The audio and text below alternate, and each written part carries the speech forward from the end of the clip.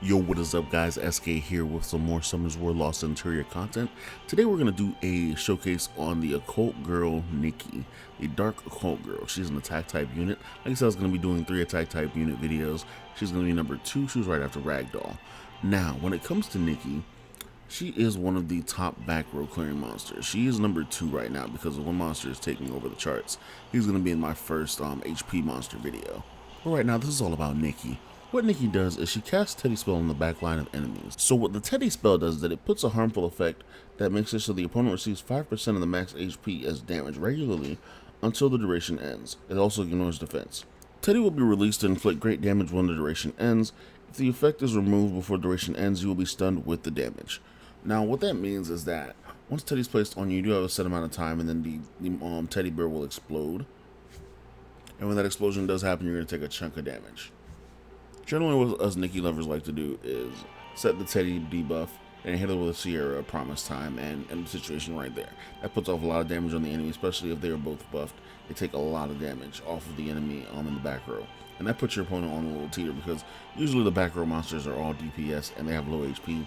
And if Nicki deals enough damage, she can one-shot some of them. I've one-shot, I believe it was a very bad Seek before. And I'm not sure exactly why he was so low, but he took all the damage. He wasn't one shot, but he was brought down so much HP to where I can use transfer and kill him. She did receive a buff recently as well. It gave her 6% damage, so that's probably why that happened. So taking a look at her skill gems, the first one is the harmful effect. It increases the damage dealt by 15% when Teddy is free. So that's going to stack up more damage. That's what I run right now currently. When I do use her, she does use my Malaka's runes because he is the best DPS rune setup I have at the moment. Full Fatal. They're almost plus 15, I believe. I'm not sure about that completely. The purple stone decreases the mana cost by 1, which we're not going to use that because the -1 is kind of just meh. And then the epic stone, it just makes it so whenever Teddy's released, all enemies do gain unrecoverable, which is something that's really good, but I believe I'll take the damage over the unrecoverable at this moment because Dios was just put in the game as well. As for the recorded fight today, we do have 1-1-1 loss. The opponent starts off very strong with the Long, trying to stop my Bernard's buff, which doesn't go through. He does follow up with the Beretta. Now you're gonna see what I say with the Rika right here. I don't have Sierra in the party right now. I think I was testing out this comp with who replaced Rika actually, which was Hodam. So Hodam right now is very powerful. He does clear back rows pretty quickly. He does it a lot faster than Rika, to be honest. He's a bit more effective than Rika, because Rika you have to wait for it, or you're gonna have the double comp of Sierra and Rika to get the damage out. Whereas Wadam, he just goes straight forward and pushes it in the face, and that's it. I wish I did put Sierra in this comp. I didn't have any videos saved up with her in the comp to show how the damage is, but here you see I've already cleared out most of his back row right here with just Rika attack plus the Hodam lightning strike. And that's pretty much that. We did trade Molongs right there. I'm not sure why that happened. My Molong killed his Molong. His Molong killed attacked my Rakan. That was a funny little exchange. But yeah, you see how the interaction goes off right here. We're just pretty much going back and forth, and it's pretty much counting on the back row to be destroyed because his back row is all of his DPS except for the Perna. And once his back row is gone, which you see he has Wadam as well, his back row is gone, that's it. There's nothing else stopping me from actually winning this match. But you see his Wadam also does a bit of damage. My Wadam at this time, when I made this video, Wadam was actually running energy runes because my dumb self was like, oh, he's HP. Maybe I should just run him HP. I don't have his skill gem 3, so at the moment in time where he's overpowered as he is, I am never running him as HP. He's being run as attack. That's more of a Hodam showcase, isn't it? Anyway, we're gonna go on to the next video. The next video is a loss actually, and you'll be able to see why I lost how I did. I'm gonna start by saying there is a very big counter to this deck. There is also a soft counter, and that counter is Wusa himself. Wusa is actually, if your opponent has a timing down set, they do have the debuff ready. They do have the buff ready. They can cut your Rika and actually drop the barrier and immunity, which takes away the effect or just drop the barrier and sink the damage into the barrier instead.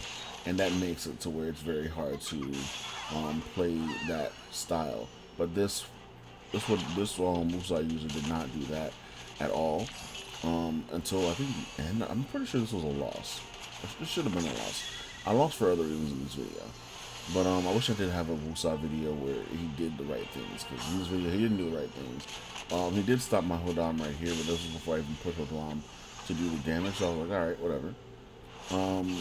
It's just Hodam and Rika and Wusa, they just have a very bad mix-up if you're fighting against each other, which is why Sierra is also good for that, because Sierra can use her promise time to pop the buffs early, and then you can go ahead and use Rika to throw the debuffs on, and they won't be able to do anything unless they have a clearer, which would be Elma, or what's the other chick's name?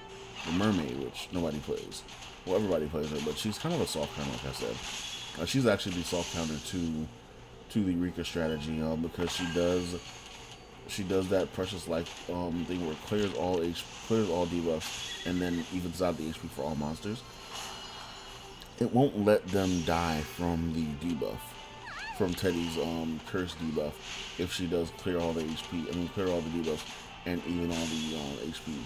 It'll just even the HP up to where they're still alive regardless. It's kind of annoying, but it's like I said, it's a soft counter, it's not a full counter, because you still get the damage off, and you still do lower the maximum HP across the board. So it does work out regardless. But Wusa is really the big problem in this.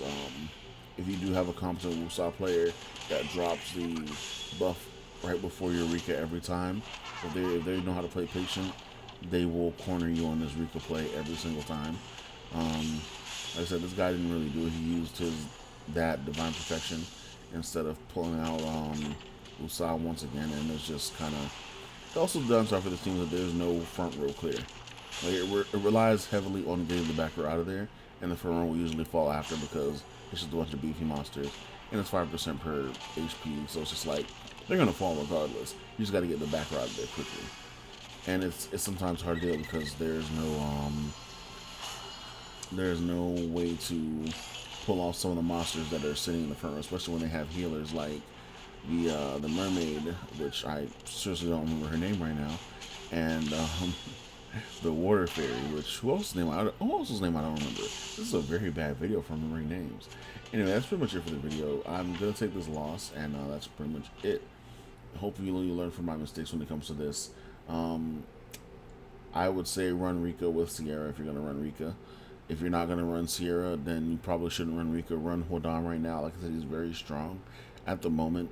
He does do a lot of coverage when it comes to his Thunderbolt Jolt, and if you can get Galleon set up with him, it's a perfect match made in heaven.